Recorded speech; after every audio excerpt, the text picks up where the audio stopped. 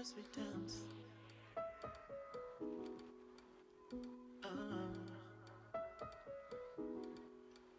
as we dance.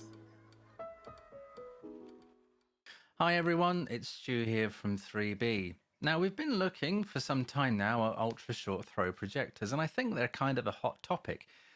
Everyone that's sort of considered a big TV is also, I would imagine, considered ultra short throw projector as an alternative.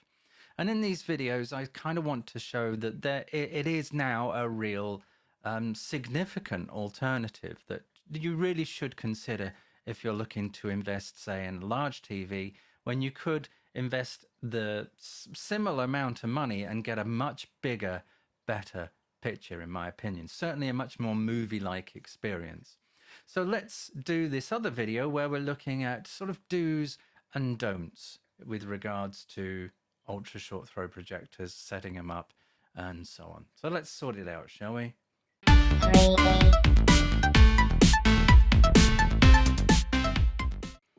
So in my previous videos, we've looked at various things in sort of what to consider before you buy it, what to look for from your ultra short throw projector, screens to consider, placement, and all those other things. And those are really serious things that you should consider, because it's not just like, you know, when you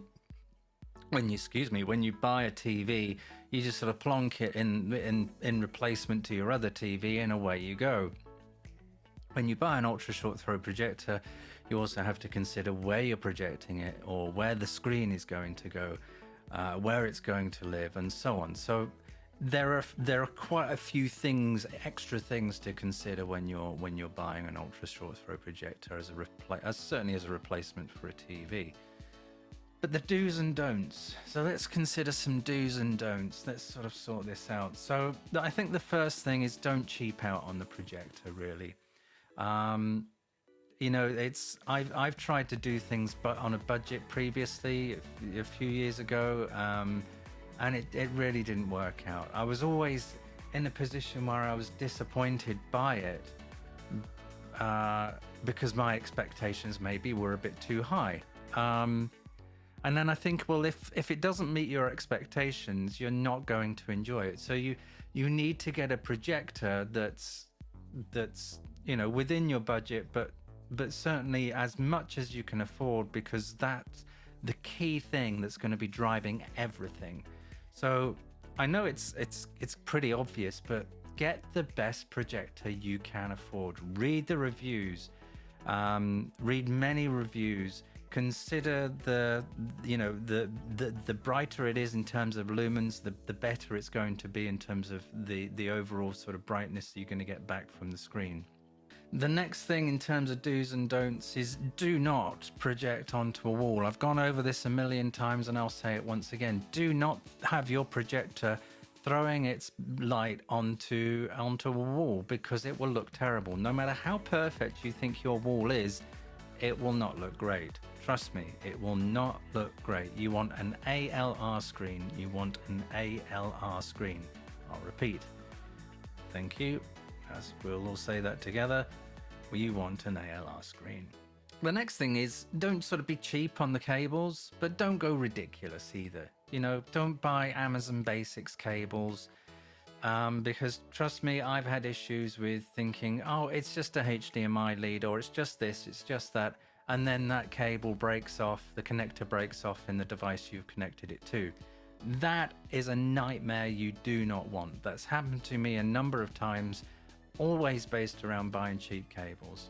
Doesn't mean to say you have to go crazy and buy the most expensive or expensive cables, but just good quality cables is fine. Just don't be cheap and get cheap ass cables, because you will regret it. They will turn around and bite you.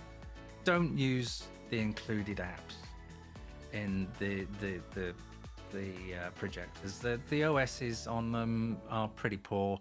The apps on them tend to be slow, tend to be clunky, tend not to be that similar to the ones that we used to, so they tend not to work quite the same way.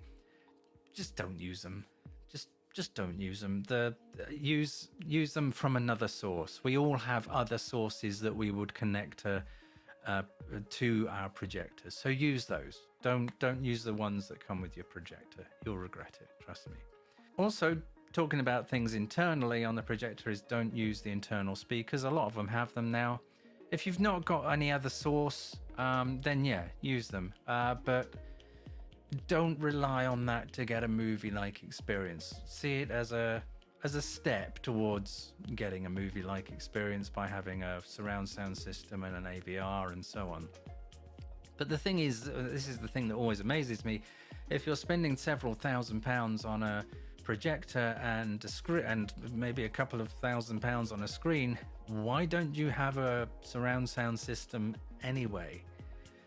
It just seems to be going all out on the visual and then missing sort of a major part of the recipe, and then you won't enjoy your movies. You'll get all the visual experience, but it's auditory as well, and you need that element to drive the visual as well. So yeah, don't be cheap on that front. You know, if you can, if you're going into this seriously, get yourself an AVR amp, and then set up a surround sound system.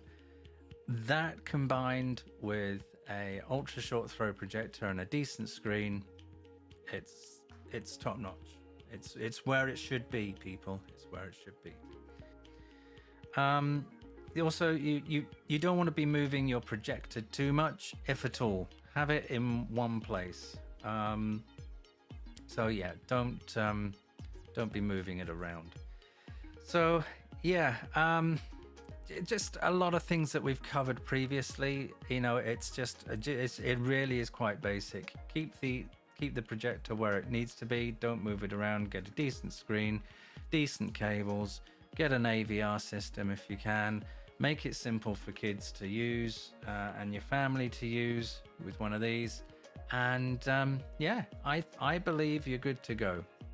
So that's it, I think, in this series of ultra short throws. I'm getting a bit tired of it now. Don't know about you, probably. But we'll be doing more videos on more stuff that I've got. And more rambling nonsense, probably. But I hope you're well. Hope you're doing good. And don't forget to subscribe. Don't forget to give a thumbs up or a thumbs down. It doesn't matter. It doesn't matter. It's your opinion. It's fine. And don't forget to click the bell. And I will see you next time. Take very good care. Look after those that are close to you and everyone else. And I'll see you next time. Take care.